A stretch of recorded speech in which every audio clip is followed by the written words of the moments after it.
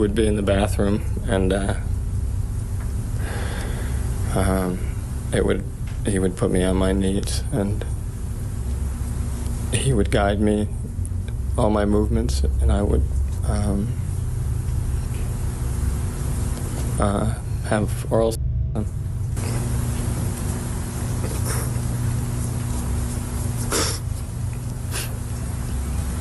When, before your father died, was the last incident of what you called sex? In May. Of what year? 1989. And when, before your father died, was the last incident of knees? In August. Of what year? 1989.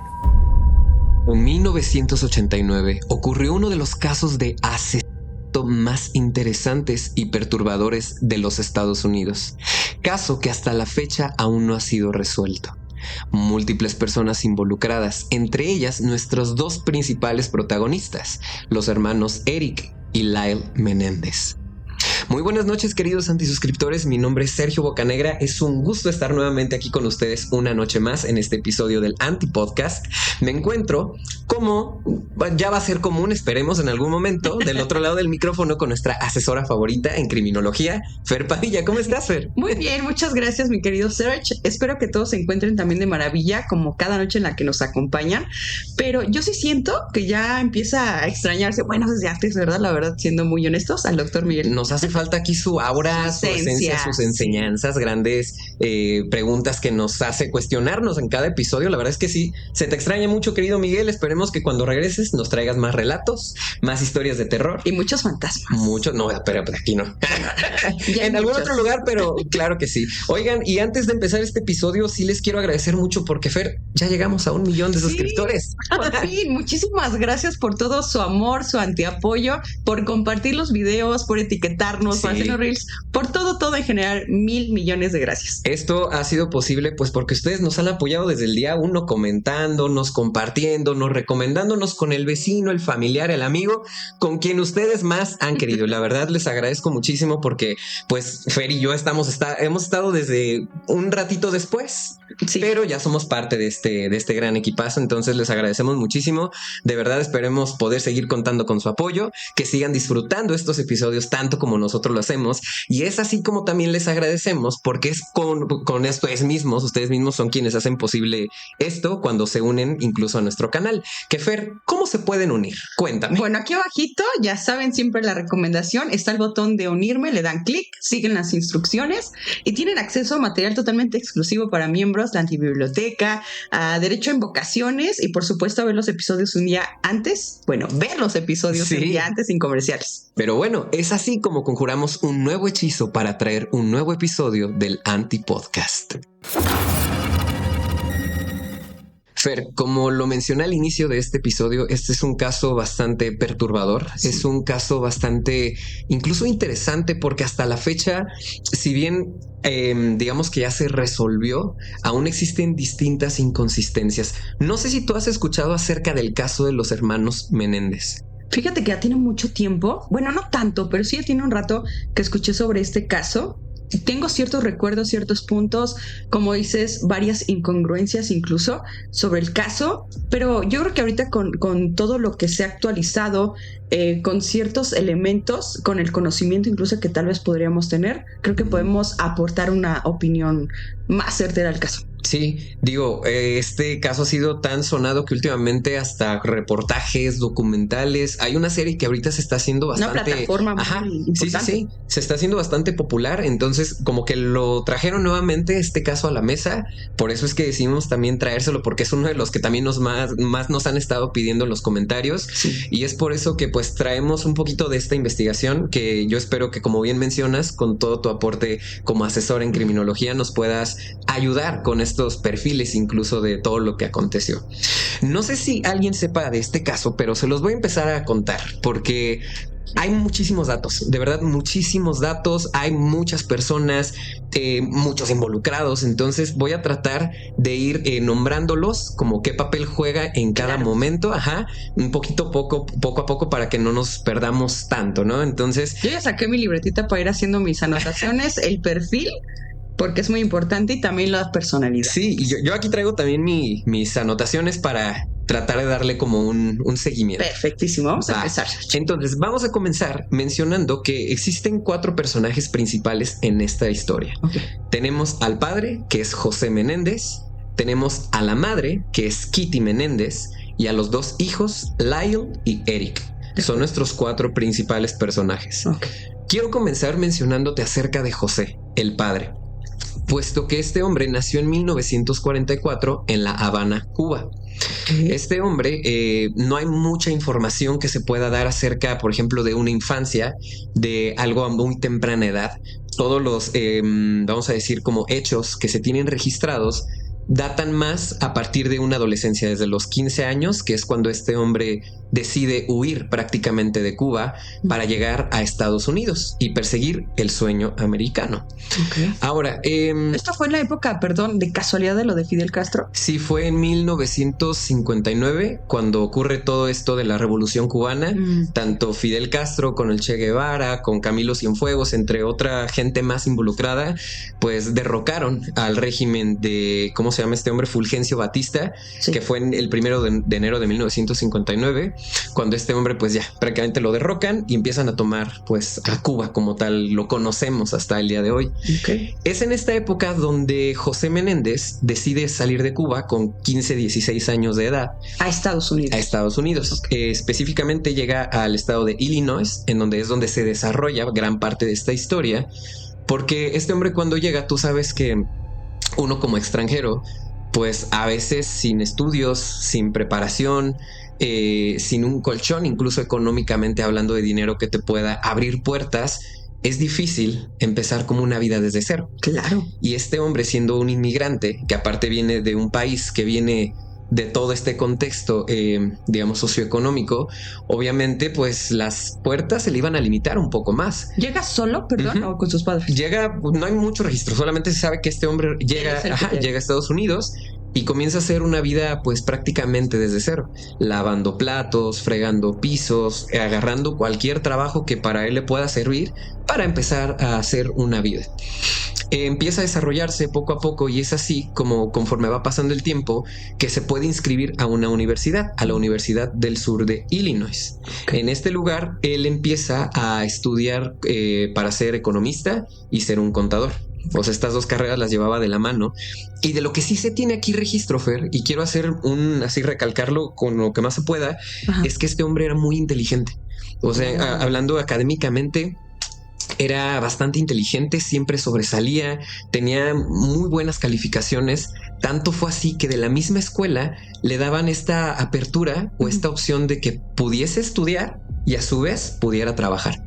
Entonces, digamos que para él se le estaban abriendo poco a poco las puertas, pero porque él se las estaba ganando. Claro. Es en esta época, en esta fecha, donde conoce a quien sería su futura esposa, Kitty Anderson. Dentro de la misma escuela. De la misma escuela, exacto. Kitty Anderson, que cambia después su apellido una vez que se casan a Kitty Menéndez, o el apellido era Kitty Menéndez. Esta mujer estudia con él. Ella sí fue nacida en el estado de Illinois, justo ahí mismo. Es cuando pues nace, digamos que ella tenía un poquito como más de apertura, laboralmente hablando, socialmente hablando, proveniente de una familia incluso de, si bien no era acomodada económicamente hablando, una familia de dinero, tampoco venía de una familia que tuviera o no tuviera recursos económicos. Digamos que estaba como en una zona a la mitad, una zona media, okay, en la cual pues bueno, se le da la oportunidad de estudiar y ahí es en donde conoce a José. Registros de esta mujer se tiene que ella le gustaba la idea o tenía la idea de ser una actriz y modelo. O sea, era uno de sus sueños más grandes, dedicarse al modelaje. Cuando ella era joven. Cuando era joven, okay. Se quería dedicar a todo esto. Pero pues el sueño se ve truncado una vez que conoce a José, porque pues empieza con todo este amorío, este gran romance, tiempo después, unos pocos años después, es que deciden tener a su primer hijo. En este caso, a Lyle Menéndez. Antes de adelantarnos un Ajá. poquito, ¿sabemos el comportamiento? Si había como algo extraño en el comportamiento desde este momento por parte de Kiri. O sea, con Katie, más bien. Ajá, con José o con quién, con Sí, quién en era. general. O sea, si había como algún antecedente con su familia, sí, cómo era su carácter, su Fíjate desarrollo. que, mira, es bien importante sí mencionar cómo eran ellos dos, porque por separado Ujú. eran una cosa y juntos eran otra cosa totalmente. diferente. Por ejemplo, te cuento de un lado, José siempre tuvo un carácter muy fuerte, era una persona sumamente recia, era muy estricto, era recto, él era muy impositivo incluso. A él le Ujú. gustaba decir algo y que la gente o lo obedeciera o por lo menos lo escuchara. Sí, sí, era lo que él quería. Ajá, él era este tipo de persona que tú lo veías entrar y ya te imponía, decías, ese hombre en algún momento me va a regañar o me va a decir algo, ¿no? Claro. Ese tipo de persona era José Menéndez, por separado. También por otro lado tenemos, por ejemplo, a Kitty, que Ujú. Kitty era una persona pues un poco más tranquila, era más dulce, pero a su vez era muy, ¿cómo te puedo decir? Manipulable. O sea, era una mujer que obedecía, que era como en aquel entonces, ya sabes, la típica familia que se pintaba en aquellos años, que era del hombre mandaba, la mujer obedecía. Claro, ¿no? el Y yo, machismo. yo te mando a hacer cosas y tú como eres la mujer tienes que cuidar la casa, ¿no? Por eso te decía que se vio frustrado su sueño, porque José no es que se lo haya arrebatado, pero después de ofrecerle toda una vida pues diferente a lo que ella estaba acostumbrada, ella decide pues dejar sus sueños para dedicarse a ser la ama de casa. Oye, Serge, antes de adelantarnos, ahorita estoy recordando un dato, no sé si me lo puedas confirmar o si lo sabemos hasta el momento, que este sometimiento por parte de la señora Menéndez, que me dices que es muy como que se somete, también estaba envuelta de todo el tema de machismo que decíamos para también la época. Según yo, o lo que recuerdo, es que ella de niña ve o crece con cierta violencia, pero no directamente hacia ella, sino que ella ve como su padre golpea a su madre y ella crece con esto, con esta idea de este chip de que así tiene que ser la familia. Entonces creo que es un punto muy importante del Sí. por qué más adelante, ya como una adulta, ya como esposa, tiene este comportamiento de sometimiento. Sí, y es que como dices es sumamente importante recalcarlo porque hay, digamos que esta frase o este conocimiento muy mal empleado de que tú predicas lo que ves o con lo que estás acostumbrado a vivir, ¿no? Entonces, imagínate que esta mujer, toda su infancia, toda su adolescencia, crece viendo cómo su padre ejerce este tipo de maltrato, Claro. tanto físico como psicológico, hacia su mamá, y que la mamá, siendo también una persona que posiblemente nunca dijo nada o nunca lo expresó abiertamente, porque también en aquel entonces lo que abundaba mucho era el prejuicio social. El que Claro. dijeran las personas de mi matrimonio, La imagen. de mi claro. familia. Yo quiero tener la imagen perfecta, que mis hijos son ejemplares, que yo soy el papá que les trae el dinero a la mesa y que pues la mamá es la que me va a cocinar y prácticamente va a ser como toda su labor, ¿no? Doméstica o como ama de casa. Entonces, crecer con esa idea, en este caso, por ejemplo, de Kitty, pues obviamente siento que no lo vio como algo malo o negativo en ese momento. Es que lo normalizan Exacto. para sobrevivir. Se normaliza tanto que ya no se sabe pues en qué momento parar, ¿sabes? O incluso no eres consciente de que algo es malo o es negativo hasta que otra persona ajena te lo hace ver, ¿no? O te hace ver una realidad en la cual tú no estás. Entonces, mira, regresando un poquito al caso, te decía que juntos Sí. y separados eran diferentes tipos de personas, porque ya te mencioné cómo eran de forma separada. Individual. Ajá, individual, pero juntos eran una pareja sumamente como muy compaginada. O sea, ellos eran muy románticos.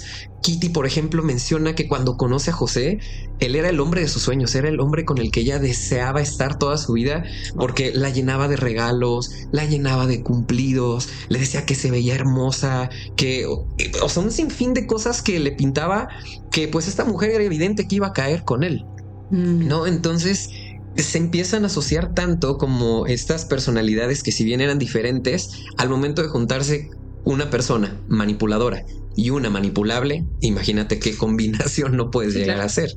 Entonces pasa el tiempo y es que hasta 1968 deciden tener a su primer hijo, a Joseph Lyle Menéndez, hijo mayor. De acuerdo. Ahora, este hombre nace en 1968, me refiero a Lyle, y desde que nace, fíjate que tanto José como Kitty tenían como todas las esperanzas puestas en su hijo mayor. Nuevamente, apariencias y prejuicios sociales. Como que lo que querían era tener al hijo ejemplar, a la familia ejemplar, que fueran la familia prácticamente perfecta. Y ojo, que aquí me estoy saltando algo bien importante, pero para este entonces José Menéndez ya empezaba a trabajar en cosas más importantes, como en la disquera de RCA Records. No sé si lo ubiques. Sí, ubiques, por totalmente. ejemplo, al grupo Menudo. Menudo. Menudo, bueno. Incluso con Duran Duran también trabaja. Ajá, sí, sí, sí. Muy importantes. Bueno, pues José Menéndez fue el encargado de que Duran Duran, Menudo, entre otras bandas, pues firmaran con este sello discográfico de RCA Records. De acuerdo. O sea, al hombre le iba tan bien porque te digo, con esta personalidad, era buenísimo en los negocios. Él podía venderte una casa en cuestión de segundos y no había ningún problema. Tú le decías que sí porque pues hasta te imponía ese hombre, ¿no? Entonces va pasando el tiempo y se mete a otra empresa llamada Live Entertainment, donde él también empieza ahora a ser ejecutivo o productor ejecutivo, y le va tan bien que de verdad se posicionó como una de las personas más ricas para aquel entonces, o una persona exitosa. Tan bien le iba que estuvo viviendo en distintas zonas de todo el país, moviéndose entre mansiones en un lado, en otro, hasta que finalizan en la mansión de Beverly Hills, en donde ocurren todos los hechos que ahorita voy a contar. Los cuatro. Los cuatro. Tanto padres Sí, como hijos. como padres como hijos. Regresando un poquito a la historia de Lyle. Ahora, te quería dar nada más este contexto porque justo por la misma cuestión que les iba bien monetariamente hablando, económicamente ya estaban asentándose, ya estaban teniendo más apertura incluso en el mundo social, vamos a decir, ya tenían más gente conocida dentro del medio. Eran millonarios. Les iba muy bien, les iba muy bien. Es tan bien que les va que meten a Lyle a distintas actividades extracurriculares, para ejercer como un poquito tanto más de presión, pero a su vez motivándolo a que diera todo de sí. O sea, lo metían, por ejemplo, a escuelas de deportes, lo metían a clases incluso de ajedrez, por decirte ejemplos. O sea, lo metían en muchísimas cosas para que este chico, te digo, tuviera como todas las apuestas del hijo mayor, de que, ay, le va súper bien, tiene buenos promedios, es atlético, tiene el sinfín de novias, ¿no? Detrás de las mujeres de él, etcétera. Pero todo esto empieza a deteriorarse a raíz de que, pues, Lyle no era lo que él quería. O sea, al final del día empieza a tener como tanto por parte de su padre. Me refiero a regalos, me refiero a dinero, me refiero a que el papá empieza a pagarle prácticamente todo, como que todo se va a solucionar con dinero, que Lyle pues cree que el dinero lo va a solucionar todo y empieza a meterse en distintos problemas. Entre ellos distintos robos en algunas tiendas o tiendas locales, vamos a decir.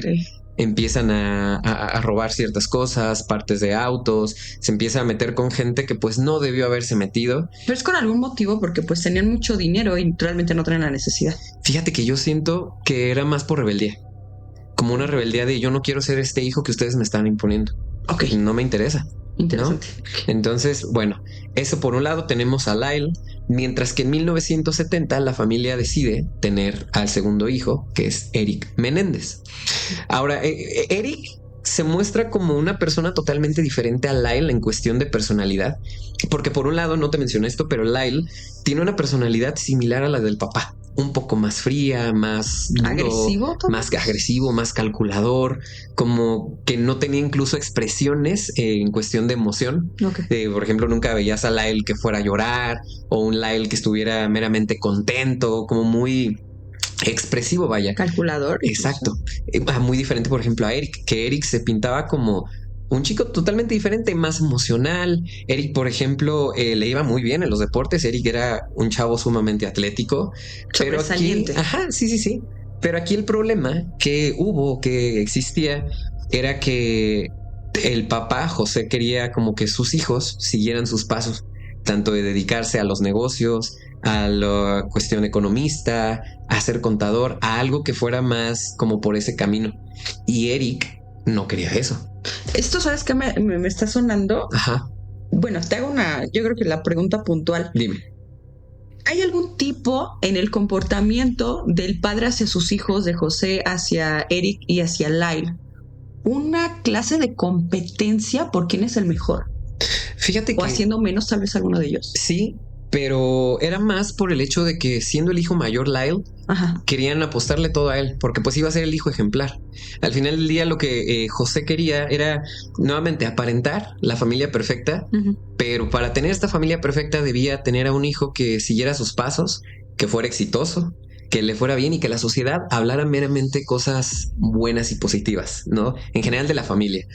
Pero te digo, como que Lyle tomó una actitud muy de repele, de no quiero seguir los pasos que tú me estás Imponiendo. Exacto, porque ni siquiera aquel quería. Claro. O sea, era de yo te quiero meter a esto, te quiero meter a aquello, te quiero que hagas esto y esto y esto y aquello para que sobresalgas. Lo que yo quiero es lo mejor para ti. Pero al final, quién sabe qué es lo mejor para cada quien, ¿no? Entonces, eso por un lado. Por el otro, te digo, Eric no quería seguir con estos pasos del padre. Él, de hecho, se quería dedicar a la parte del modelaje. O sea, Eric incluso ahí hubo un tema muy fuerte porque empezó a tomarse fotos incluso a escondidas del padre en algún momento cuando ya era... Por la falta de aprobación. Por la falta de aprobación. Se tomaba fotografías de estudio, o sea, fotografías profesionales, pero el padre no estaba de acuerdo porque a palabras del papá, este oficio era para gentes con preferencias diferentes.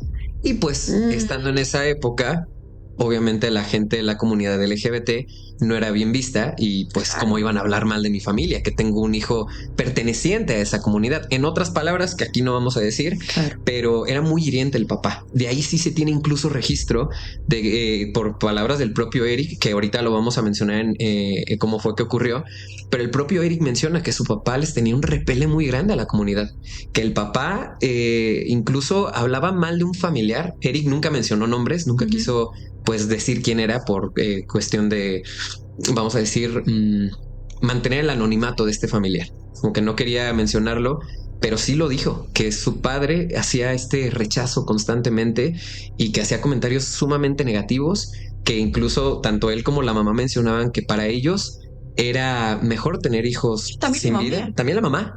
Ajá, la mamá también decía eso, que preferían tener hijos prácticamente sin vida a tener a un hijo con esa enfermedad. Wow. Entonces, imagínate, ya desde ahí meter como toda esta cuestión, sabiendo que posiblemente y hasta uno de sus hijos pudo haber pertenecido a esta comunidad. No sé, a mí me llama muchísimo la atención. Y Dime. última pregunta, en cuanto al afecto, Sergio, el afecto de los padres hacia los hijos, sabemos si eran cariñosos, únicamente era cuestión de dinero, es mi forma de mostrarte mi amor, Sí. amor, muy entre comillas. Pues sí, tú lo acabas de decir. Al final, para ellos, por ejemplo, el papá, su muestra de afecto era comprándoles todo lo que ellos querían. O sea, imagínate, te voy a contar esto, les voy a contar todo esto. Sí. Que en algún momento cuando empieza a hacer todo esto de los robos que te decía y varios, digamos, como delitos un poco más de baja escala, el papá, en lugar de castigarlos o, por ejemplo, ponerles una sanción, lo que hacía era, vamos a los dos hijos, porque los dos en algún momento también ya se involucró también Eric en este tipo de delitos menores. O sea, También empieza a robar y empiezan a hacer un montón de cosas. El papá los llevaba a la tienda donde habían delinquido y es, ¿qué les robaron mis hijos? Ah, pues unas botellas de esto, robaron esto, aquello. Órale, aquí está el cheque. ¿Cómo se dice? Lo siento. Va, vámonos. Lugar al que hacían este tipo de cosas o cometían estos delitos, lugar al que el papá iba y trataba de compensar todo con dinero. Y era, te voy a pagar a ti que te quitó tu carro, por ejemplo, las llantas de tu carro, te lo pago, te hago un cheque, pero ya. Todo con tal de que no se hablara de su familia. como diríamos vulgarmente aquí en México, con dinero baila el perro. Exactamente, sí. O sea, imagínate que fue tanto así y que nuevamente las apariencias eran lo que más le importaban al papá, que en distintas ocasiones se movieron de distintos lugares, o sea, entre estados y estados, para que no se hablara mal de la familia. O sea, si en algún momento ya empezaban a decir es que los Menéndez son unos rateros. Ay, no, ¿cómo crees? Vámonos, agarren sus cosas, compramos otra casa y nos vamos a vivir ahora a Beverly Hills, por ejemplo. Ahora vámonos al estado de Texas, no sé, por decir algo. Que estarse moviendo por esos Exacto, conflictos. pero nunca hubo un voy a platicar con mis hijos de que esto estuvo mal. Posiblemente sí lo hubo esa charla, pero con otro tipo de Palabras más agresivas. entonces, te digo, al final estos niños, porque en ese entonces eran todavía unos chamacos, unos adolescentes, Sí. crecieron con esta idea de que el dinero lo era todo y que el dinero lo iba a resolver. Me parece súper fuerte que no se haya tomado la suficiente importancia a esos actos totalmente delictivos por parte del robo, por parte de los padres, en tapar como todas estas acciones, todos esos actos de delinquir, cambiándose de domicilio constantemente. ¿Sabes? Que con el dinero todo se puede, todo se Sí. compra, todo se callan, todo. ¿Qué clase de lección le está dando a sus hijos? Pues al final, fíjate que volvemos a lo mismo. El hombre pretendía que la sociedad viera como una familia lo más normal posible. Pero al final, tú sabes que la gente va a seguir hablando. Claro. Y de todos modos ya la gente conocía qué había pasado. Y todavía era más extraño. Es a mí lo que me llama mucho la atención, que aún así, conforme se iban moviendo, pues la gente ya sabía. Se fueron porque robaron. Se fueron porque el papá les pagó todo lo que debían, lo que estos chicos estaban haciendo su relajito. El papá es el que les iba a tapar el dedo, prácticamente el sol con el dedo, ¿no? No se iba a poder. Entonces es eso. Fíjate que llegó un punto incluso que hasta el propio José los amenazó con ¿Cómo? desheredarlos a los hijos. De todo el patrimonio que tenían, económicamente hablando. O sea, a ver. Híjole, es que también está muy cuestionable el hecho de que te castigo con dinero. Te doy amor con dinero. Sí, Tapo tus tonterías con dinero. claro. Barbaridad. Pero es que aparte ellos no sabían hacer nada. Prácticamente eran unos jóvenes que toda su vida vivieron a costas de lo que los papás les ofrecían. Claro. No eran buenos ni siquiera en cuestión académica. O sea, el punto incluso que al mismo Lyle, de toda la influencia que el papá tenía en cuestión de poder dentro de la industria y todos los contactos que llegó a hacer, Sí. lo metió a la Universidad de Princeton. Con contactos. Ajá, con puro contacto. Lo metió de alguna u otra forma. Lyle llegó a esta universidad. ¿Y qué pasó? Que a Lyle le valió. Y Lyle hizo lo que quiso, se portó como un chico prácticamente rebelde, copió en un examen y lo expulsan de esta universidad, la gran prestigiosa Universidad de Princeton. Entonces, ¿en qué lugar iba a dejar parado el papá? Claro. Los hijos académicamente no resaltaban, no eran chicos que fueran meramente, pues sí, con estas capacidades de sobresalir en ese ámbito. Entonces, por eso es que cada uno se dirigía en sus propias cosas. Eric, nuevamente te digo, él quería ser modelo. Su tirada era otra que fuera alejada de los negocios. Y Lyle, pues lo intentaba, pero pues simplemente no podía. Ok. Entonces, digamos que tuvieran experiencia laboral, pues tampoco, como para poder salir por su propia cuenta adelante. ¿Qué les quedaba? Vivir de la herencia de sus papás. Por supuesto. Entonces, cuando el papá llega con esta cuestión de, ¿sabes qué? Si tú no regresas al camino bueno o del bien, Al que te impongo. ajá, te voy a desheredar. Estos chicos lo vieron como una amenaza. Claro. Lo ven como parte de algo que el papá les está imponiendo, y es de: mi papá me está tratando mal por primera vez, ¿no? Me está tratando mal porque pues me está quitando por lo que pues trabajamos, ¿no? Qué extraño, qué forma tan retorcida creo de ir manejando las cosas, pero ok. Sí, total. Entonces llega un momento en el cual Eric y Lyle empiezan a tener ciertos cuestionamientos acerca de si pues es lo más sano estar con su familia, si su familia es lo más saludable posible, si tienen buena relación con ellos. Eric empieza a hacerse fanático de una película en la cual, en esta película, el personaje principal, el protagonista, le quita la vida a sus padres y le empieza a hacer cierto ruido en su cabeza, como Es como obsesión, eso se vuelve obsesión de Sí, alguna forma. sí. Sí, se vuelve una obsesión para Eric, Ok. pero hasta este momento no se sabe el por qué. O sea, ¿Sabes cuál es el contexto muy general de la película? de la película sí, simplemente son hijos ricos. Es su historia, básicamente su historia. Son los hijos ricos que le quitan la vida a sus padres. Le quitan sus vidas porque pues no coinciden con ciertas actitudes, ciertas ideas que también les habían impuesto en esta película, ¿no? Entonces como que se empieza a volver una obsesión hasta el punto en el cual Eric se pregunta si no es buena idea quitarle la vida a sus padres. Los empieza a ver como una amenaza por alguna extraña razón que hasta el momento no se menciona, pero pues los empiezan a ver así. Lyle se une a él en esta idea, y es una idea, digamos, como en conjunto. Y es así que el 20 de agosto es cuando ocurren todos los hechos. Okay. ¿A qué me refiero con esto? José Menéndez y Kitty Menéndez se encontraban en la sala de su casa, muy tranquilos viendo una película, junto con sus hijos que estaban en la casa. Tienen una fuerte discusión, es lo que se tiene el registro, que tienen una fuerte discusión familiar, que los dos hijos, Lyle y Eric, deciden salirse de la habitación en donde estaban y dirigirse a la habitación de Lyle. Okay. Tanto José como Kitty se mantienen en la sala viendo la película, mientras que estos chicos enojados están en su cuarto discutiendo sobre si es momento o no de hacer lo que habían pensado. ¿Qué es esto? Ok, ellos bajan sigilosamente, se van de su casa y compran dos escopetas de calibre 12 que compran a las afueras de la ciudad. Con un ID o con una credencial falsa, las llegan a adquirir y regresan a su casa, pues para cometer A sus padres. a sus padres la noche del 20 de agosto de 1989. Wow. Entran por la puerta de atrás del patio trasero y ve a sus papás tranquilos viendo la película, cuando detona el primer disparo por parte de Lyle hacia su padre.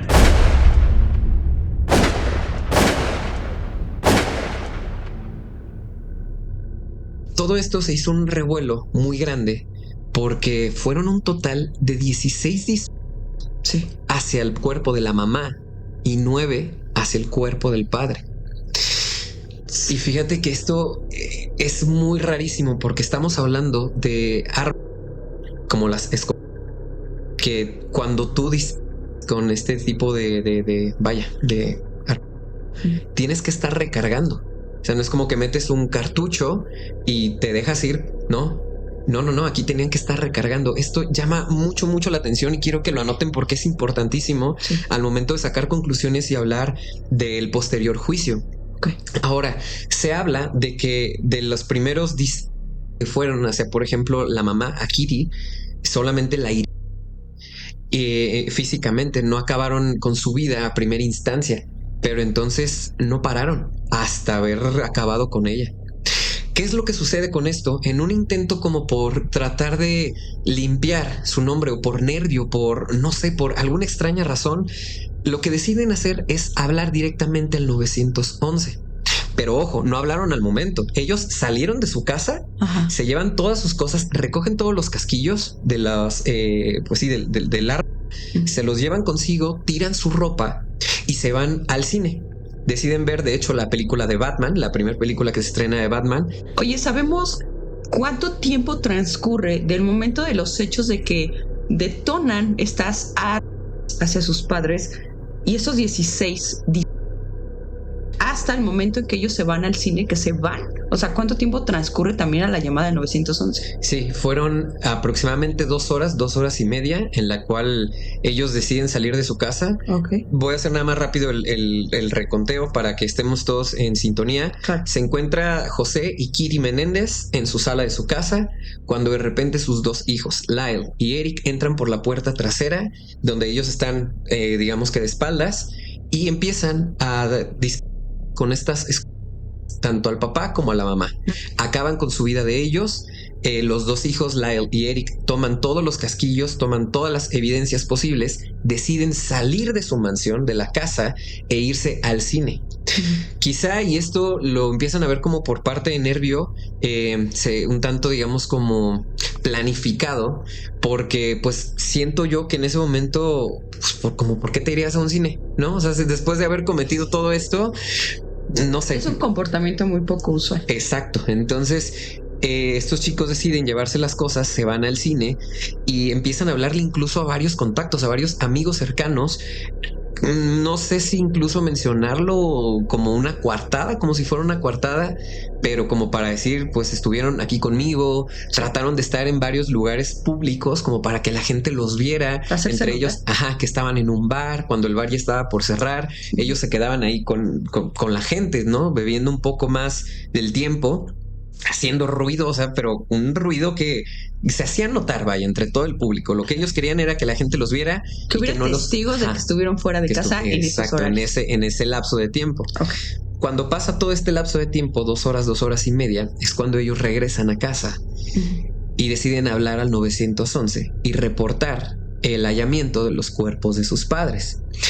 Y quiero dejarles aquí en video, en pantalla, parte de esta llamada para que también noten ciertas peculiaridades al momento de escuchar la voz tanto de Lyle como de Eric. Ok. Porque por un lado tenemos a Lyle, que si bien fue el que hizo la primera, o sea, la llamada, y que la operadora al 911 empieza a contestarle y pues hacerle las preguntas que son las más comunes cuando se comete algún tipo de este tipo de delito, de crimen, su voz empieza a tornar un tanto impositiva al momento de incluso regañar a su hermano. Pero quiero que lo escuchen y ahorita opinamos al respecto, ¿te parece? Yes,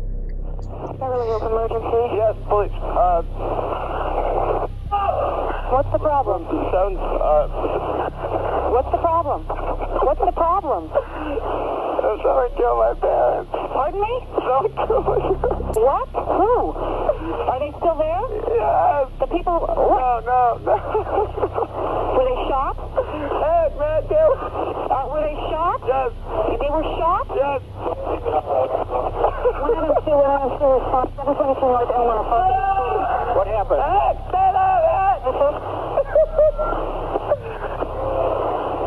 have a hysterical person on. We're trying to get screened further. Other units responding. Is the person still there? What happened? We have units around. What happened? Who shot who? I don't know anything. I just came home. You came home and found who shot? My mom and dad. You know what? They're still in the house. The people that did the shooting. Get away from them. Okay. Hey, let me talk to Eric. Who is the person that was shot? My mom and my dad. Your mom and dad? My mom and my dad. Okay, hold on a second. Fer, quiero saber tú qué opinas al escuchar este audio, al escuchar las voces de los hermanos Menéndez hablarle al 911 y externar todo lo que había pasado aquella noche. Yo creo que mira, son muy buenos actores. Eso nos habla también de un gran nivel de manipulación, de chantaje. O sea, ¿cómo es que se actúa algo así? Me parece también muy interesante analizar más adelante tal vez la forma en que cometen el delito, ¿sabes? Todo esto por la forma y la cantidad de balas que detonan. Uh-huh. No estamos hablando de que es un tema de que voy, pum, pum, o pum, pum, se me fue alguien y pum, la acabo, ¿no? Con el trabajo. Fueron 16 detonaciones. Esto totalmente lo hace un motivo 100% personal, de coraje, de ira, de quiero acabar contigo sí o sí. Quiero destrozarte, que no quedes irreconocible. Son muchas cosas que analizar. Y me parece también un tanto llamativo que le dice en algún momento, cállate a Eric. Le está gritando a él. Pero también se podría entender, digo, si no se sabe mucho todavía el contexto hasta el momento del caso, cómo es que reaccionan ciertas personas. Es de, estoy hablando con el 911, estoy reportando esta escena tan atroz.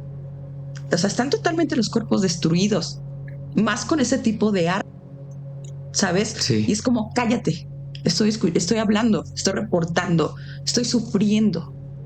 Entonces, se podría interpretar de muchas maneras, pero sí me parece muy, muy fuerte el que te la compras. O sea, Claro. la reacción es totalmente real, entre comillas, ¿no?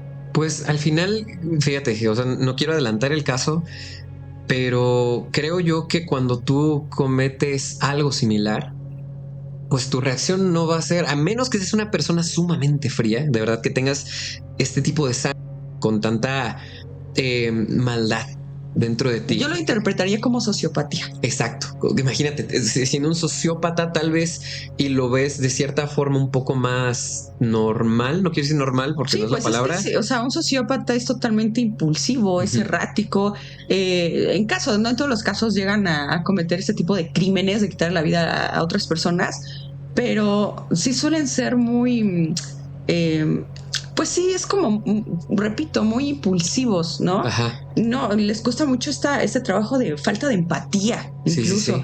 Entonces, sí, yo pienso que totalmente ya es un tema de sociopatía. De sociopatía. Pues mira, de hecho, algo más todavía más raro que ocurre después de todos estos altercados, todo lo que sucedió la noche del 20 de agosto, empieza a sospechar de los dos hermanos. Al inicio, pues obviamente todas las autoridades cuando llegan encuentran obviamente los cuerpos, Claro. tanto de Kitty como de José, los llevan para analizarse, ven que en la escena no existen casquillos, que no existe algo más allá como para poder sospechar de la quién? gente, de quién podían sospechar, no había como de quién.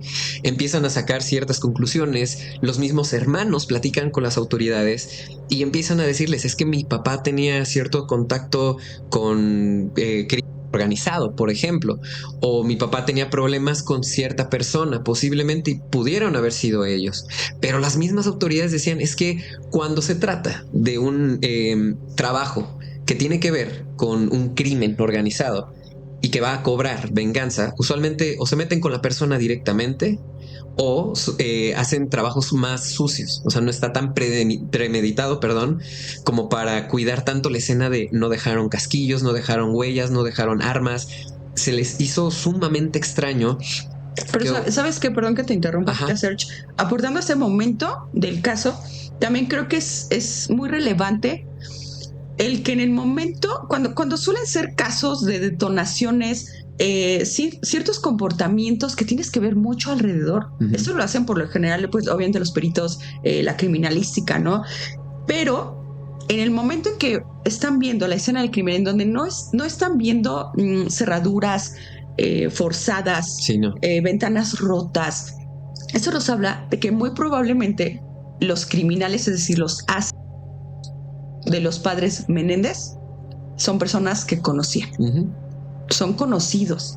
Muy probable. Ahora, si se hubiera tomado esta teoría desde el inicio, era los hijos también probables sospechosos. Y cuando ese es un tema, es un crimen que tiene que ver con detonaciones de armas, se hace un examen, un análisis de restos de pólvora, de residuos en las manos. Pero como pasa tiempo, supongo, no se hizo, quiero suponer. Entonces, pasa tiempo, pues ya no quedan estos residuos. Sí, exacto. Y de hecho, cuando empiezan a sospechar meramente de los hijos fue un tiempo después. ¿Por qué? ¿Sabemos por qué empiezan a sospechar? Sí, y de hecho se me hace incluso un tanto absurdo cómo empiezan a sospechar de ellos, porque fue tiempo después y como que sospechar de ellos por lo siguiente se me hace muy tonto, la verdad. La cosa es que tiempo después, cuando empiezan a levantar sospechas, empieza primero el funeral, ¿no? Llega el funeral tanto del padre como de la madre. Notan que las expresiones de los hijos era desinteresada. Exacto. No había una emoción alguna al momento de ver al cuerpo de sus padres tendidos en el funeral. Veían a Lyle y a Eric que no hablaban, no lloraban, estaban totalmente en shock. Y digo, no sé tú qué puedas opinar al respecto, pero yo sé que las etapas del duelo y el duelo la gente lo vive de manera diferente. Totalmente diferente. Entonces, como que empezar a sospechar solamente porque no hay emoción alguna ante un hecho que tú acabas de ver y sobre todo decir, estás en shock. Porque perdón, pero fuera de todo, aunque tú hayas cometido ese crimen, cuando tú entras y ves este cuerpo como tú lo hayas dejado o quien lo haya dejado como haya sido, entras en un shock tremendo. No me quiero ni imaginar el shock en el cual entraron los hermanos, ¿no? En este caso. Claro. Y al momento de estar en el funeral, cuando la gente los ve y que ellos ni pi, ni pa, ni dicen, ni expresan, ni lloran, ni nada, es cuando empiezan a preguntarse, ¿no será que ellos son parte culpables de esto? ¿Qué pudo pasar aquí? Pasan algunos días y empiezan a notar que estos mismos hijos, con la herencia que el papá nunca desheredó, de hecho les dejó todo su dinero a ellos, o parte de gran La parte del herencia. dinero, ellos empiezan a desgastarlo y empiezan a comprar carros, empiezan a comprar ropa, empiezan a viajar, empiezan a hacer un mal uso de ese dinero, pero mira, hasta que prácticamente se lo estaban acabando. Te repito, ellos no hacían otra cosa, no sabían hacer mucho como para poder poner, no sé, a trabajar ese dinero en alguna empresa o que se siguiera, ¿no? Generando más dinero, ¿no? Para ellos era solo desgastar, desgastar y desgastar. Obviamente esto llama la atención de las autoridades, que tiempo después es cuando empiezan, ahora sí, a platicar con ellos y empiezan a cuestionarlos, hasta el punto de que ejercen una presión tan fuerte que es Eric Menéndez, el hijo menor, que acude con un psicólogo, el psicólogo Jerome Osiel, el doctor Jerome Osiel, con quien Eric acude y le confiesa que él y su hermano fueron los que le quitaron la vida a sus padres. O sea, fue a consulta para tratar de desahogarse y por culpa. Exacto. Y por esta misma culpa es que decide contarle al doctor. Aquí también existe una inconsistencia por parte del doctor, lo quiero mencionar desde ahorita, porque desde esa primera sesión él decide grabar todas las terapias, todas las sesiones con los dos hermanos Menéndez. Sabemos si lo empieza a grabar a partir de que sabe de este crimen tan atroz o antes, desde el inicio. Desde que se supo del crimen. Desde que se supo del crimen, el hombre decide grabar, manda a hablarle a Lyle. Lyle entra a consulta. Junto con su hermano. Junto con su hermano, están los dos en terapia y empiezan a contarle al doctor. Ahora, no sé si como una especie de amenaza directa le empiezan a decir a este doctor que por favor no cuente nada.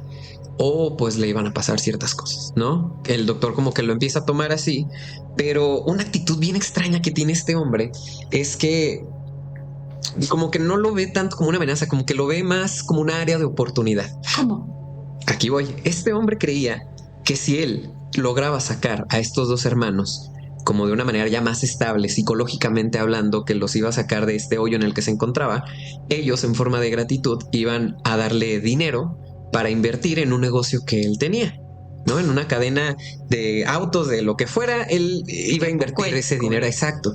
Y él decide contarle de todo esto a su mano derecha. ¿Quién crees que era la mano derecha? Ni siquiera era la esposa, no era una amiga, no era un familiar. Estaba casado. Él estaba casado, el doctor estaba casado. Y su mano derecha era su amante. Dios.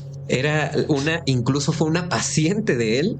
O sea, se metió toda con sus pacientes. Sí, se metió con una de sus pacientes, con Judith, se llamaba la mujer, Judith Lowenstein, que esta mujer fue la amante por mucho tiempo de el doctor. Y él decide contarle, ¿sabes qué? Tengo a los hermanos Menéndez que me acaban de hacer esta confesión. Y incluso le dice, yo estoy grabando todo por cualquier cosa. Yo ahí tengo las grabaciones. Si se ofrece en algún momento, están en tal lugar de mi casa. O sea, aparte rompe la privacidad médico-paciente con Exacto. su amante. Sí. ¿Qué ocurre con el tiempo después? Que esta mujer tiene un dilema porque este hombre, con sus falsas promesas de que va a dejar a la esposa, que te voy a amar a ti y que tú vas a ser la única, pues al final eso nunca sucede y la mujer, la amante Judith, lo ve como algo negativo. Tanto así que ella, en un arranque de ira, de coraje, decide hablarle a la policía y contarles de todo esto. Es por Judith. Por ella. Fue por Judith que la policía llegó a la casa del doctor Jerome. Checaron exactamente en donde ella les había dicho que estaban las cintas. Sí. Checan las cintas y ahí estaban las confesiones. A partir de ahí, ahora sí, es cuando ellos los encarcelan en 1990, los detienen para futuramente empezar con el juicio, que ahora sí aquí empecé a casi lo más importante de todo este caso, de todo esto que estamos platicando, porque los juicios empiezan a hacerse muy mediáticos, la gente empieza a hablar por fin de los hermanos Menéndez, se hace tan conocido que incluso el primer juicio fue televisado. O sea, imagínate qué tan popular fue, que fue en el 95, del 95 al 96. Okay. que televisan este juicio. Y pues había mucha gente que estaba en desacuerdo que ellos estuvieran arrestados.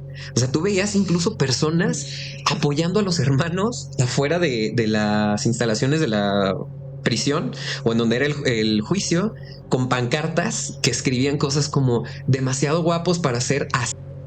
Estamos con ustedes, hermanos, ustedes son los mejores, que no sé qué. La gente era como muy, ¿cómo te digo? Como que se ponían mucho del lado de ellos, pero por otro lado había personas que decían, pues es que ¿por qué se ponen de su lado? Si al final cometieron un crimen Tan ¿no? grave, sí. O sea, es aquí donde también yo empiezo a plantearme cómo está el nivel social, que lo platicamos en un episodio incluso pasado, qué puede llegar a estar bien o qué puede llegar a estar mal según tu persona, ¿no? Nuestro criterio como o nuestro juicio social, en qué momento comienza y en qué momento cuáles son los paradigmas que nos dictan qué está bien para ti, Fer, qué está bien y qué está mal cometer un acto de este tipo. Hasta qué grado se justifica y hasta qué grado se deja pasar como un delito más, ¿no? Entonces, te digo, fue en 1993, 1994 el primer juicio. Eso fue en el primero, el que fue televisado. Y en este primero juicio es donde empiezan a haber varias cosas que no se sabían hasta el momento del caso. Entre ellas tenemos, por ejemplo, que Lyle confiesa directamente frente a cámara. Todo esto está grabado, todo esto incluso hay evidencia, lo pueden checar en varios videos de YouTube, lo pueden ver directamente también en otras plataformas que también se han hecho, te digo, muchos reportajes documentales sobre este caso, donde Lyle confiesa todas las atrocidades que su padre hizo, entre ellas el abuso físico, ejerció abuso sexual a su hijo desde una muy temprana edad. Se mostraron evidencias donde el padre les había tomado incluso fotografías a los chicos siendo menores de edad, específicamente en sus genes.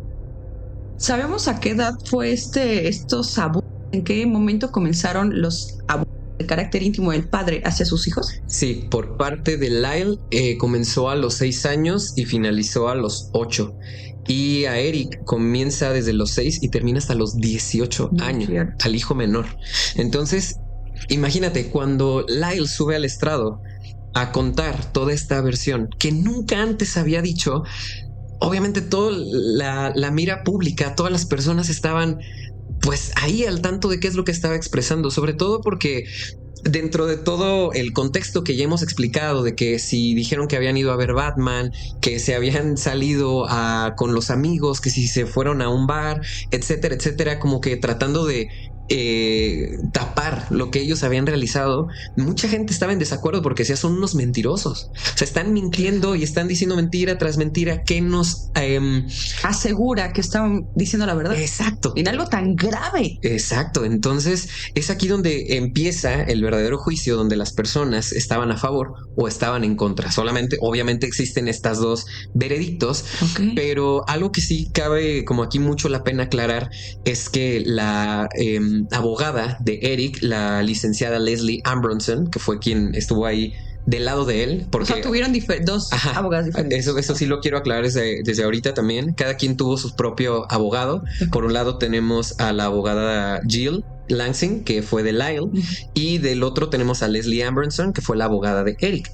Desde que Leslie, la abogada de Eric, empieza con este juicio, a ella la contratan porque pues era alguien sumamente buena para este tipo de casos. Previo a el caso de los hermanos Menéndez, ella había puesto en libertad a un chico al que también se le había acusado de haberle quitado la vida pues a cierta persona, ¿no? E igual se manejó por la misma línea de que a los hermanos y a este hombre que previo al juicio pasado pues también lo habían abusado físicamente. O sea, como que fue la misma estrategia que ella utilizó para ayudar, ¿no? Se tomó totalmente a negativa porque es como estás usando la misma técnica. Exacto. Casualmente. Sí, y los abogados que estaban en contra de los hermanos Menéndez era lo que tomaban como posición de a ver, ¿y qué nos asegura que no estás usando lo mismo para dejarlos a ellos también en libertad? ¿No? Obviamente pues esto estaba de la mano de la otra abogada de Jill y empieza con este primer juicio. En conclusión, cuando llega este primer juicio, los hermanos empiezan a dar como todo el contexto de lo que el padre les hacía a ellos, el juicio queda prácticamente un tanto nulo, o lo mantienen ahorita como vamos a seguir en un segundo juicio porque ahorita no podemos determinar todavía nada. Necesitamos más pruebas, necesitamos otro estrado, vamos a decir, que se vuelvan a subir los hermanos a platicar y contarnos pues sobre estas experiencias. Sabemos a términos generales cuál fue o cuáles fueron los testigos de parte de la defensa de los hermanos Menéndez. O sea, ¿qué es lo que dijeron a términos muy generales tal vez? Sí.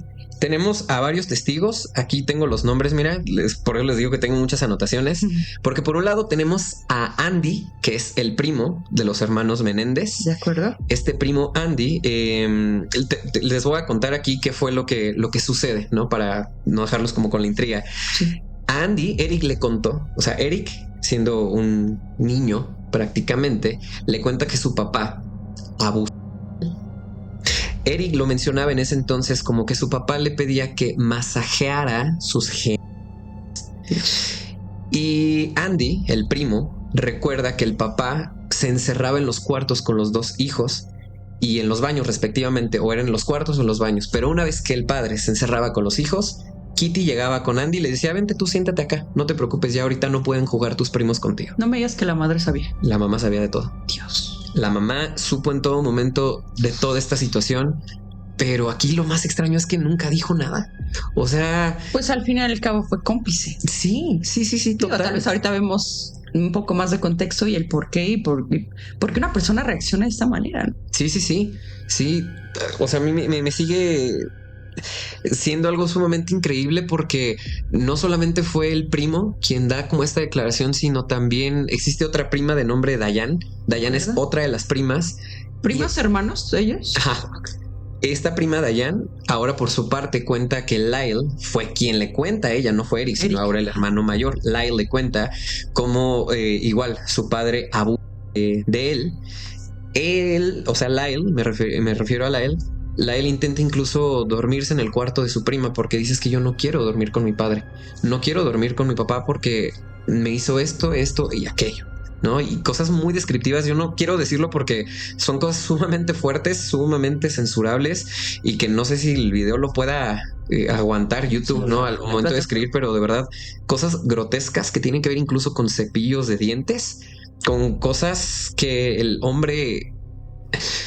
Totalmente denigrante, asqueroso, todas las cosas, lo peor que podamos decir. Lo peor, Dayan, también siendo una adolescente, le cuenta a Kitty, a la mamá, de lo que había pasado, y la mamá lo mismo, decide no creerle, o le dice por lo menos de: no, todo está bien, no te preocupes, tú no te metas, no hay problema, no hay tema, y los deja a un lado. O sea, la lleva a otro lado y también a la prima le quita como esa credibilidad. Entonces son, por ejemplo, dos personas que se meten al estrado en este primer juicio, que desde aquí como que hay todavía más ojo público y está pues toda la gente como a la expectativa de qué va a pasar con los hermanos, si los van a dejar libres o no. Claro. Pasan los años y ahora sí, hasta 1995, 1996 es que se hace el segundo juicio. Oye, pero ¿no se tomaron en cuenta esos testimonios o qué pasó? Sí, los tomaron obviamente en cuenta, pero igual el caso quedó como nulo. O sea, lo dejan como: vamos a hacer un segundo juicio por X o Y razón. O sea, empiezan cada quien como con sus inconsistencias porque muchos no creían. Nuevamente decían que eran testimonios falsos, que no había evidencias, no había nada que pudiera... pues ahora sí que comprobar, sostener que los primos, por ejemplo, testigos, habían dicho la verdad, o que comprobaba que los hermanos Menéndez estuvieran contando su verdad cuando previo ya habían mentido en ciertas ocasiones, y con todo el historial que ya tenían, pues quién les iba a creer, ¿no? ¿Cuáles eran las razones generales del por qué se piensa que asesinó a sus padres? Por el físico por parte del padre, y hacia la madre existe esta no teoría, sino declaración, que los dos hermanos lo dicen, acerca de que la mamá quería acabar con su propia vida. O sea, ella quería irse ya de este mundo, y para ellos era una forma de ayudarla. La mujer intentó en varias ocasiones quitarse la vida a través de pastillas que no eran médicamente recomendadas, eran ilícitas, eran cosas ilícitas, agregado, que tenía cierto problema con el alcohol. Ok. Entonces, la mujer en distintas ocasiones intentó quitar la vida. ¿Por qué? Ella ya sabía que su hombre, José Menéndez, le fue infiel en distintas ocasiones. José Menéndez tenía otra pareja u otras parejas, incluyendo hombres, en los cuales ejercía esta ideología de la cultura romana, donde ya lo comentamos hace ratito, se metía con otros hombres para hacerse más hombre según él. Entonces empieza con esta situación. Los hermanos declaran que a la mamá le quitaron la vida por esa situación. Por ayudarla y porque a su vez fue cómplice de lo que este hombre hacía. Porque en muchas ocasiones los dos hermanos le decían a su mamá que estaban hartos de que su papá ejerciera este tipo de poder sobre ellos, el físico, y la mamá nunca hizo nada.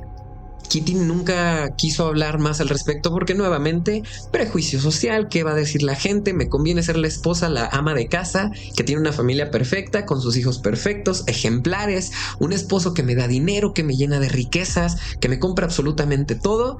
Prefiero esa vida y mantener callada toda la privacidad o todo lo que pasaba detrás de la puerta de mi casa. Entonces lo podemos generalizar como que tal vez las 3 razones principales del posible, del hecho del asesinato fueron: 1, por dinero, por la herencia; 2, por el abuso que cometía directamente sus padres hacia ellos, pero eso sale después, ya en el juicio. No se sabía antes. No sabía. O número 3 sería que es una teoría que escuché también en algún momento, que era por defensa propia. Que esto porque las amenazas, tú hablas y te vamos a quitar la vida a ambos por parte de los padres. Entonces, supuestamente también por defensa propia. Cosa que hasta el momento no me da... a mí, a lo menos, por lo menos a lo personal, esta coherencia de los hechos de que sea a defensa personal. Porque defensa personal propia en el momento es: me estás atacando, estás sacando un arma, me estás apuntando, me defiendo. Sí. Pero esto estaba planeado, totalmente planeado, hasta el momento. Es lo que te decía. Aparte, siendo una escopeta, tú tienes que estar recargando. Quienes saben un poquito de este tema saben que, por ejemplo, una escopeta se llena con 2 casquillos, ¿no? Sí. Para poder ejercer este disparo.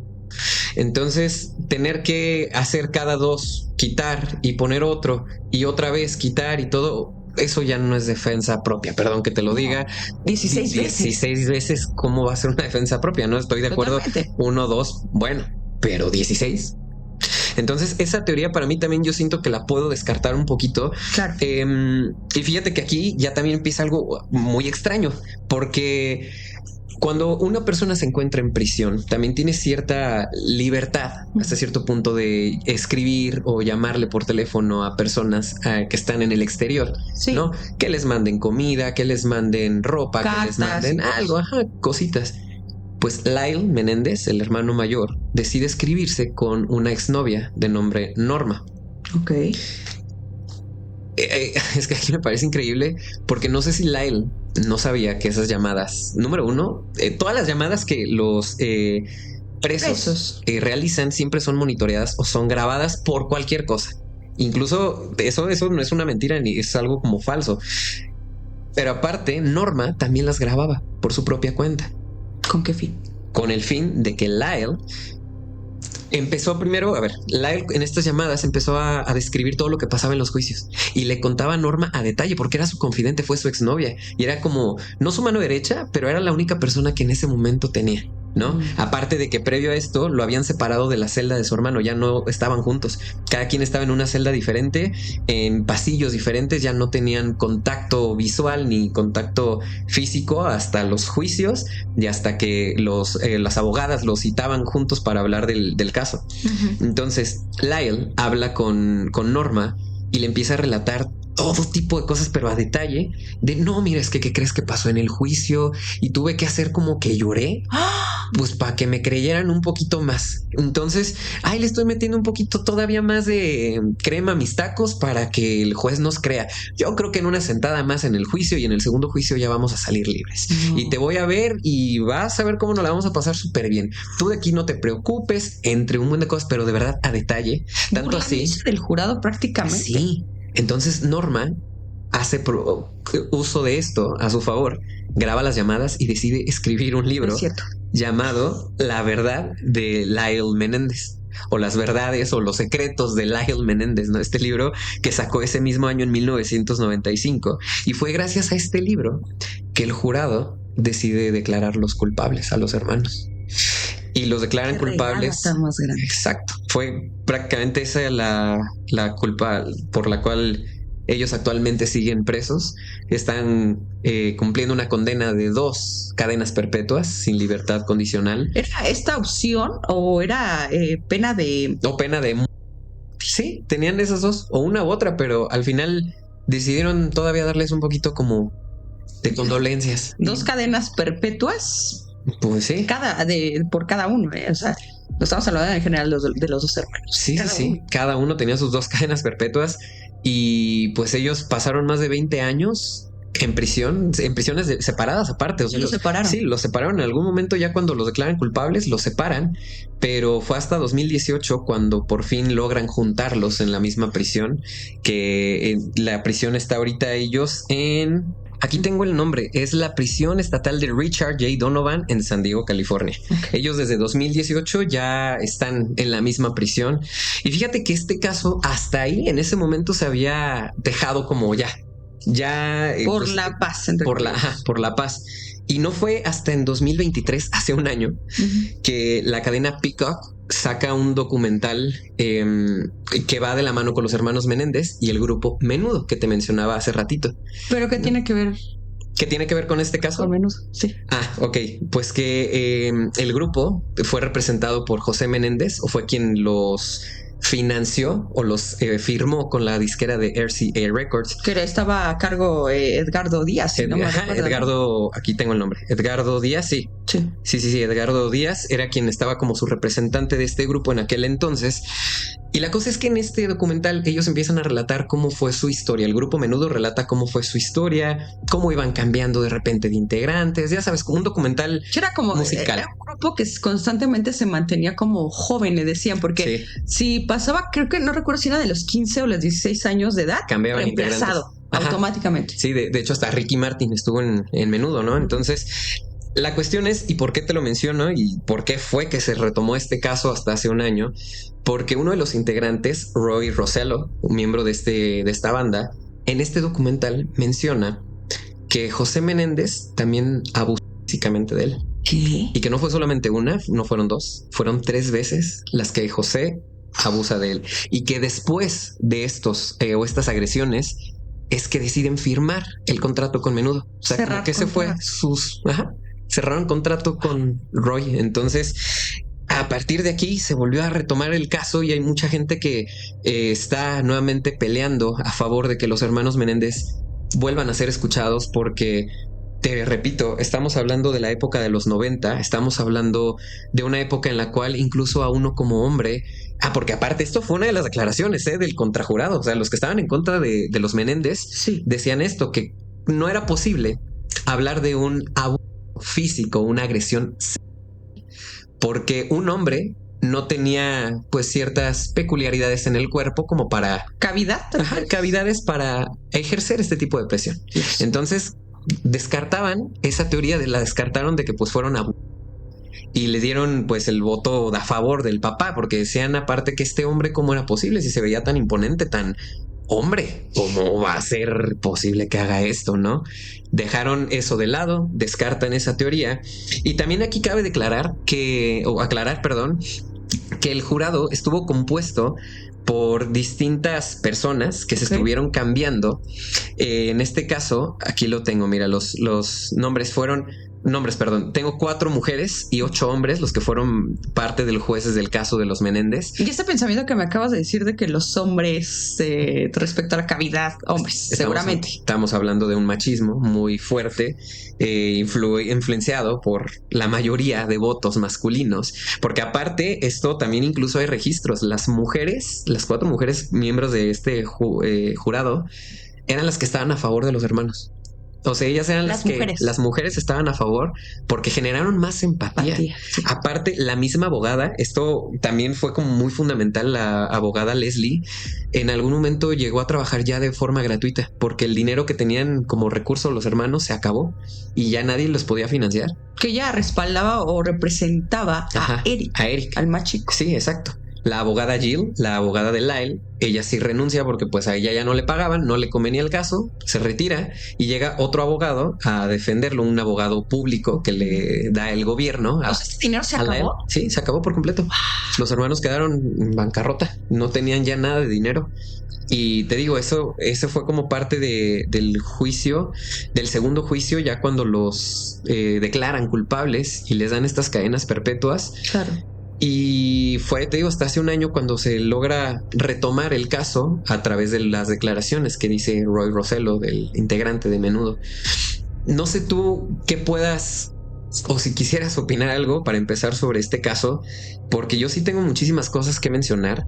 Tengo mucho que expresar verdaderamente también y hablar de esto porque sí siento que si bien por un lado hubo inconsistencias, por otro lado también manejaron muy mal los hermanos la situación para poderse declarar inocentes o por lo menos intentar salir de esto.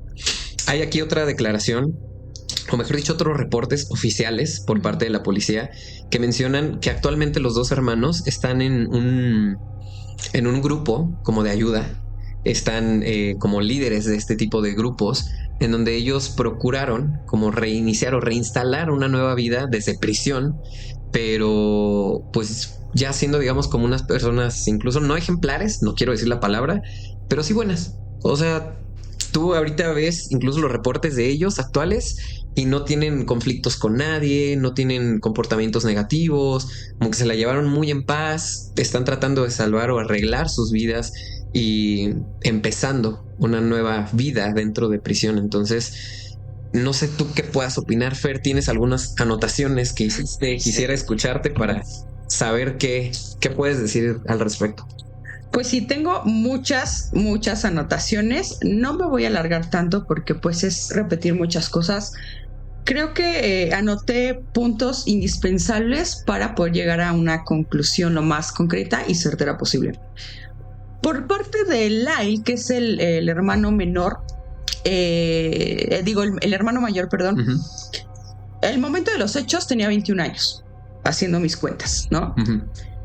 Supuestamente hay algo que detona este pensamiento, este plan para cometer el asesinato, ¿no? Que es un momento, me parece que son 5 días antes, en donde hay un evento en la casa, dentro de esta familia, en donde se empiezan a discutir. Creo que Lyle quería contraer matrimonio, tenía una pareja por ahí, algo por el estilo, y la mamá se acerca a Lyle porque Lyle usaba peluquín. Uh-huh. Él estaba calvo. Sí. Con alopecia, ¿no? Con alopecia, más bien. Ajá. Entonces, la mamá, en un arranque de ira, porque era muy impulsiva, también era bastante agresiva, agarra y le jala el peluquín y se lo arranca. Cuando se pegaba con pegamento totalmente especial a la piel y se tenía que utilizar un químico especial. Entonces lo hirió mucho. Esto 5 días antes de los hechos. En este momento, supuestamente Eric va hacia Lyle y empiezan a conversar. Oye, porque nadie sabía esta alopecia de Lyle. Entonces empiezan a intercambiar palabras hasta que en este momento se confiesa por parte de Eric que está siendo abusado todavía hasta los 18 años por su padre. Es decir, 12 años de carácter íntimo, físico, psicológico, en todos los aspectos posibles. Uh-huh. Creo que este punto es indispensable porque creo que es el detonante para que se cometiera el plan de hacer los hechos del caso en sí. Creo que eso es algo indispensable para hacer la anotación, que es esta agresión de ya estoy harto, ya estamos cansados. Y más como el hermano mayor sí se le implicó todo tienes que ser así, tienes que ser fuerte, tienes que ser el mejor, tienes que sobresalir ante todos. Y si no lo hacía, era el mediocre, no era bueno para nada. O sea, se le metió mucho en este chip. Y él, al enterarse de que le están haciendo esto a su hermano menor, cosa que él también pasó de niño, claro que algo dijo, ya basta, ¿no? Creo que es algo muy, muy importante mencionar esto, que pasó 5 días antes del caso. También yo creo que pasa un momento donde ya es, repito, sociópata, ya tiene un desapego totalmente emocional, no tiene culpa, un arrepentimiento por lo que hizo por parte de Lyle, insisto. Ajá. También durante el juicio se expresa, porque estábamos viendo partes del juicio, su personalidad ya es totalmente fría. Es como, ¿no? De repente llora y todo, pero sabemos que era actuado. Más por las declaraciones que le hizo a Norma, ¿no? También. Sí, se desapegó totalmente emocionalmente. ¿Por qué? Porque su forma de sobrevivir lo normalizó de alguna forma, pero cuando tocan a su hermano, ¡pum!, ¿no? Hay muchas cosas desde su infancia, tanto de Eric como de Lyle, que estuvo mal. O sea, yo no encuentro ni siquiera algo positivo en esto, Sergio. O sea, en cuanto a su educación, que hubo golpes y toda esta porquería, porque fue todo bola de hechos de porquería, ni siquiera su educación. O sea, no le encuentro, ¿no? Si tú le encuentras algo positivo dentro de toda su niñez. Y esta etapa de la niñez y la adolescencia, principalmente la niñez, es la etapa más importante para el desarrollo del ser humano. Es la que más absorbe, más aprende, más, obviamente está en constante desarrollo, ¿no? El cerebro y todo de la mente. Entonces, creo que se cometió en todos los sentidos. Sí. No podemos esperar más ni exigir más de 2 niños, 2 adolescentes totalmente dañados. Que lo tuvieron aparte todo, económicamente. Sí, ¿no? Y los momentos en que pasaban estos pequeñísimos momentos de afecto por parte de sus padres, principalmente de José, hacia sus hijos. Repetimos, es el momento en que les da dinero, les da un carro, les da pues todo monetariamente. O en durante los abusos de carácter íntimo. Ay, te amo. Claro. ¿No? Eres el mejor. Y llegó a haber un punto donde se comparaban ya. O sea, José ya le decía a Eric, es que Lyle lo hacía mejor. O sea, ya hasta ese grado de hacerlos tan bajo, de pisotearlos, de destruirlos en todos los sentidos, Sergio. Entonces, ¿qué podemos esperar de 2 personas así? La madre, aparte que su rol principal es cuidarnos, protegernos, guiarnos. Pero ¿qué pasa cuando el padre te está destruyendo todo ese sistema, todo ese entorno que deberías de tener sano? Y es todo lo contrario. Pero la mamá también aporta esa porquería. Como niño no confías en los adultos ya. Y es algo muy, muy complejo, porque muchas personas, y perdón que lo saque, yo en la actualidad, yo no conozco una sola persona que no haya sufrido algún tipo de agresión, del carácter que tú me digas, físico, psicológico o tal vez íntimo en algunos casos.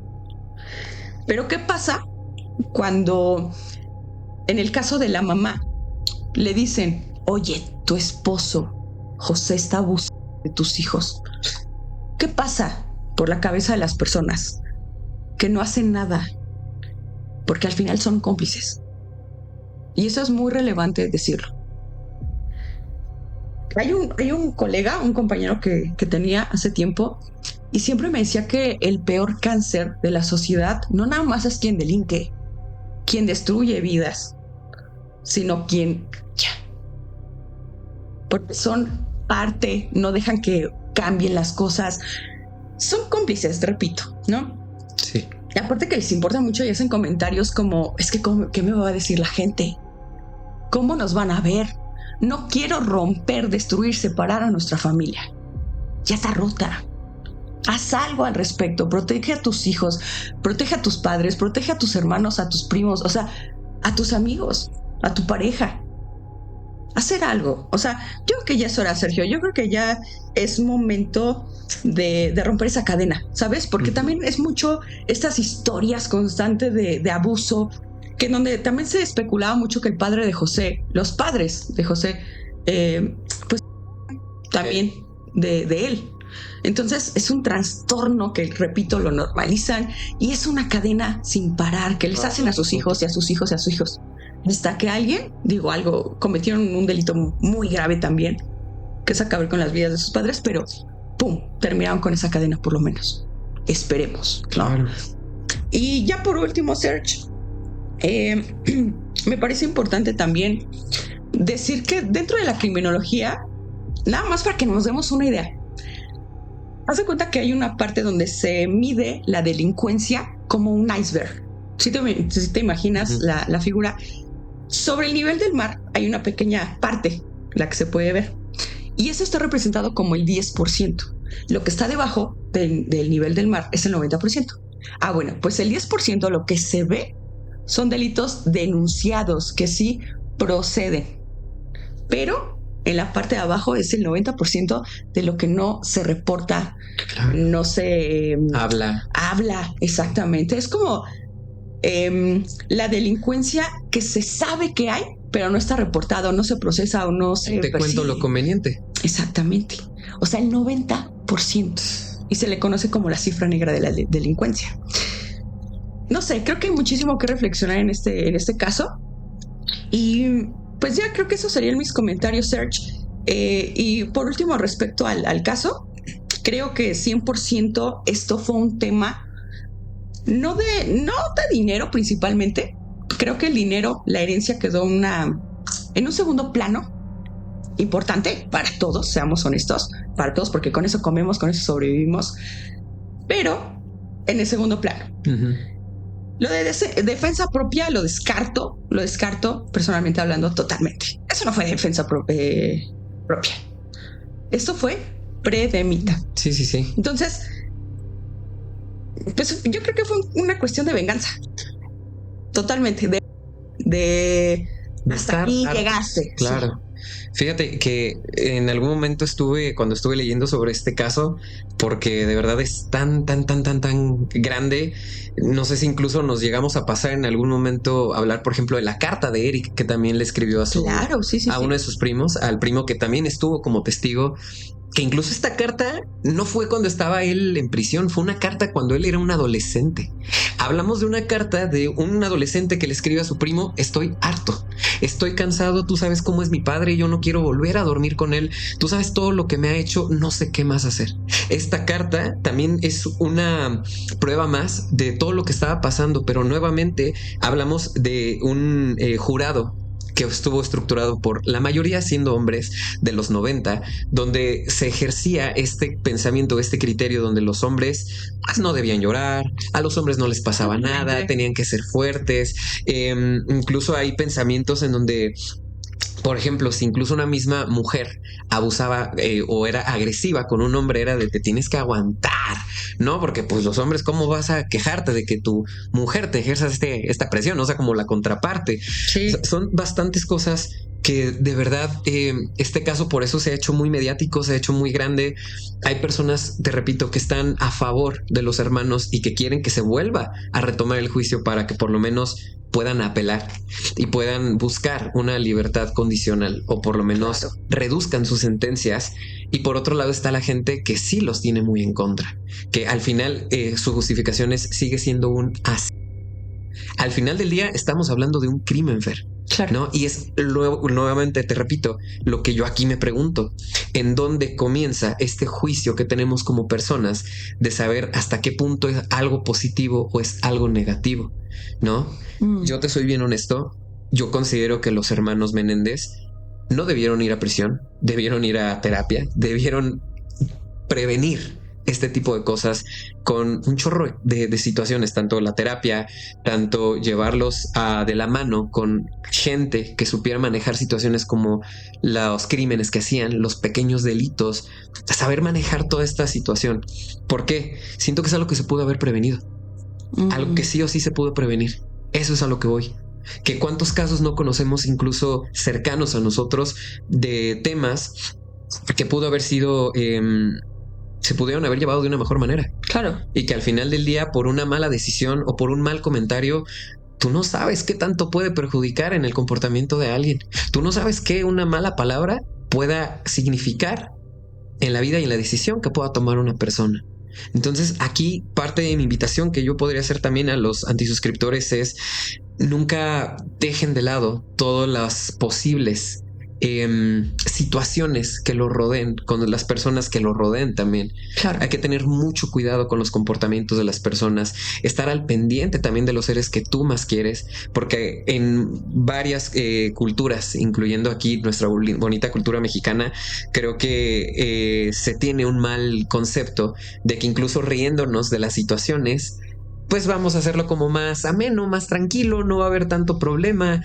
Llevamos como todo a la risa, todo al humor.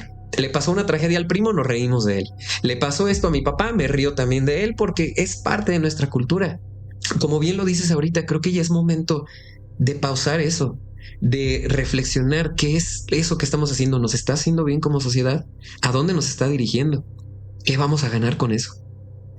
Y creo que sí tenemos que tener muchísima precaución, les repito, con toda la gente que nos rodea, quienes están con nosotros, para saber pues cómo proceder ante las situaciones, porque posiblemente, y esto esté más cercano de lo que uno piensa, con gente muy cercana, y pues quién va a saber hasta el momento que ocurran los hechos. ¿Sabes qué estaría bien, Serge? Tal vez, digo, suena muy atrevido y pido una disculpa gigante para quienes tal vez sienta que estoy invadiendo un poco este espacio, pero yo los invito a todos y también incluso a mí, voltear a ver nuestro pasado y ver y reconocer con todas sus letras en qué momento hemos sufrido algún tipo de abuso, agresión. Ver nuestro presente y ver qué estamos haciendo nosotros repitiendo esos patrones. ¿Y qué vamos a hacer para cambiarlos? Bien dices, bien decimos, ya es hora de romper ese tipo de acciones, de esta violencia. Si bien va a existir siempre, porque es parte, pues sí, o sea, tristemente es algo que no va a detenerse. Y que no controlamos nosotros. Exactamente, pero por lo menos como individuo creo que sí podemos hacer algo al respecto y querer dar un voto de confianza, no callarnos, no ser cómplices, porque ya estuvo. Es cansado, es triste, es lamentable. No sé, podría ponerle muchísimos adjetivos, claro, pero ojalá podamos, repetimos, no nada más decir, pues esta fue la decisión final de cualquier caso, sino ver todo el panorama, ver todo el historial para no repetir, sí, pero no nada más, o sea, no justificar, porque no es justificable ningún acto de violencia. Claro que no. Pero sí entender el por qué pasaron las cosas. A eso los invito. Bien dice la frase que quien no conoce su pasado está dispuesto a volver a repetirlo, ¿no? Claro. Y creo que bien ahí por ti la recomendación de hacer un análisis introspectivo, de saber pues cómo podemos lidiar o cómo lidiamos nosotros y cómo nos gustaría lidiar en algún futuro con este tipo de situaciones. Pero al final nosotros vamos a estar leyendo sus conclusiones. ¿Ustedes qué opinan sobre este caso? ¿Qué nos pueden decir, queridos antisuscriptores? Creo que es un caso bastante interesante, muy duro, muy intenso, muy oscuro. La verdad es que tiene o sea, por todos lados. Si te soy bien honesto, para mí todavía me sigo como perdiendo un poquito en ciertos datos porque pues no hay cosas que sean como tan certeras. O sea, la mayoría se queda en testimonio, la mayoría se queda en lo que platicamos. Entonces, sí, a mí me sigue como perdiendo un poquito en el caso. Sin embargo, al final, quienes tienen pues más voto aquí de credibilidad son nuestros queridos antisuscriptores, a quienes vamos a estar leyendo con mucho gusto. Pero antes de irnos, Fer, ¿por qué no comenzamos con las invocaciones de la semana?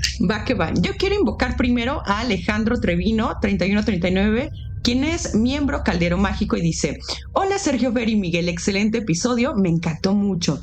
Disculpen, ¿podrían hacer un episodio del experimento Filadelfia? Hay que anotarlo. Ese no lo ubico. Ahorita hablamos de eso al respecto. Bueno. Pero está muy interesante. Sí. Espero tener al fin mi invocación. Muchos saludos y los quiero mucho, Sergio, Fer y Miguel. Postdata, acabo de renovar mi membresía. Muchas gracias. También quiero invocar a Romina Hernández Sánchez 3683, también es miembro Caldero Mágico. Muy buen episodio, me encantó y me impactó mucho las historias. Saludos. Quiero también invocar a Lili X Xiael. Sí. Yael. Yael, perdón, sí. Guión bajo, TJ Rocha 2162, igual miembro Caldero Mágico. Y dice, la verdad, yo soy tan miedosa que no podría tener esa fortaleza. Mis respetos para quien lo hace. Ok, yo de este lado quiero mencionar a Lisibeth-Danae, quien es miembro, ¿qué es? Calabaza. Y dice, por favor, necesito saber más de esa historia de la abuelita que cuida de los pequeños. Y hablando del episodio que... El anterior. Sí, el anterior episodio, buenísimo, por cierto, para que lo vayan a ver. Tengo también a Adri-de-Haru Books, quien es miembro Escoba Voladora, y dice, increíble capítulo, gracias a Fer y Sergio por este fabuloso capítulo. Se me fue como agua, los quiero mucho. Muchas gracias, querida Adri.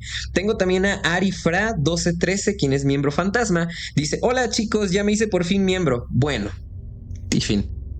Y también quiero mencionar a Daisy Jarabo Rodríguez 9651, quien es miembro, ¿qué es? Calabaza. Sí. Dice un saludo a todos desde Colombia.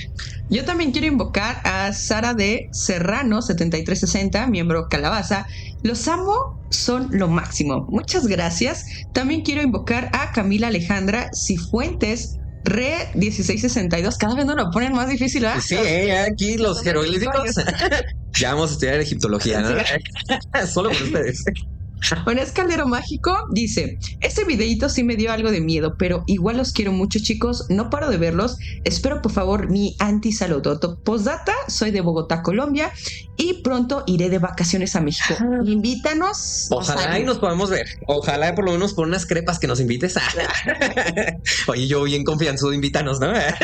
También yo quiero mencionar aquí por último a Cintia Muñoz 8879, quien es miembro fantasma, y dice, pensé que había sido la única, pero ya vi varios comentarios, pero por el minuto 27-25 se escucha súper claro la voz de un niño que dice, ¿puedo jugar? Regresé varias veces el video porque pensé que era mi imaginación por el relato, y sí, ese efecto de sonido les quedó genial. Es del mismo episodio, ¿verdad? Sí, queremos aclarar algo. Nunca, de verdad, nunca cuando pasan cosas así como al respecto, de que se mueven tal vez la lámpara, portonazos, escuchan etcétera. ruidos. Ajá. No hablamos de eso, en realidad, mucho, pero queremos aclarar que ni siquiera nos habíamos dado cuenta. No. Y ambos revisamos ese video. Ambos revisamos porque, a ver, un pequeño rápido contexto. Todo episodio que sale por este canal siempre se revisa por cuestiones técnicas, ¿no? Escuchar que si el audio se escuche bien. Calidad. La calidad que siempre se están acostumbrados a ver, ¿no? Entonces, créanme que ni Fer ni yo, que los dos vimos el episodio por nuestra propia cuenta, nos dimos cuenta ni de este sonido hasta que se estrenó y que fueron ustedes quienes nos hicieron favor de hacernos llegar este comentario. Entonces no fue efecto de sonido, no fue algo que nosotros hayamos añadido, y al contrario les agradecemos mucho cuando nos escriben todo esto, porque así podemos incluso hasta hablar de ello en algunos episodios. O no, y hacemos una limpia debidamente. Mejor, como debiese ser. Sí, porque nada más de verlo, de verdad no saben las caras que pusimos cuando empezamos a ver los comentarios, y un montón de comentarios, y dijimos, Sergio, ¿qué fue eso? Sí. Estábamos impactadísimos, la verdad. Sí, la verdad, pero pues bueno, no sé la verdad qué más decir al respecto. Muy inesperado. ¿Qué más podemos decirles al respecto? Nada más que esperamos que este episodio les haya gustado mucho, tanto como a nosotros nos gustó. Nuestro nombre somos Fer, Miguel y Sergio, y esto fue el Antipodcast. Les deseamos dulces pesadillas.